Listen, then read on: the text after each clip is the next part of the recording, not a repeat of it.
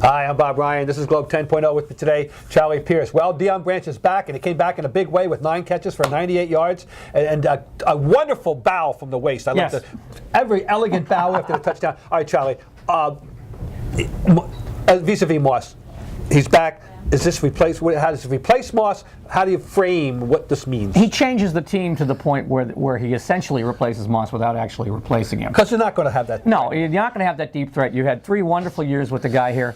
Deion Branch makes Tom Brady relax. I mean, he is an absolute security blanket, a binky, whatever you want to call it, because he's not Wes Welker. He's not catching 8-yard passes and turning them into 15-yard gains. He's catching 15-yard passes and turning them into 20-yard gains. Right, and you saw it, I think, when Aaron Hernandez had the 2 unfortunate drops. All of a sudden, Deion Branch became option A, B, and C in the middle of the offense immediately. Well, to the extent of 2 catches in the final drive and 7 catches after the start of the fourth quarter of his 9. Meanwhile, Moss, 5 catches for 55 Minnesota. We can't worry about what he does in Minnesota, right? It's utterly irrelevant to our situation. Whatever he does there, he does there. Until the Vikings show up in the Super Bowl. Exactly right. They're not going to happen. Well, first of all, we have a little until Halloween. On the 31st, we got Happy Halloween. We got Randy Moss coming.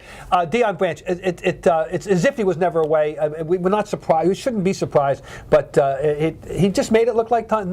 I mean, how would anybody know he was doing anything for the Seahawks? Seriously, if you didn't live in Seattle. They're never on TV. They play on the West Coast. You would not know what he was doing. But I think what you saw yesterday, and I was very impressed on the touchdown where Brady was far more mobile than he's been since he started getting hurt a couple of years ago. He was playing very, very relaxed, very solid, and he had plenty of time. And he waited, he moved around. That's because he knew that now there was one guy that was going to get open the end zone if he just stayed up long enough.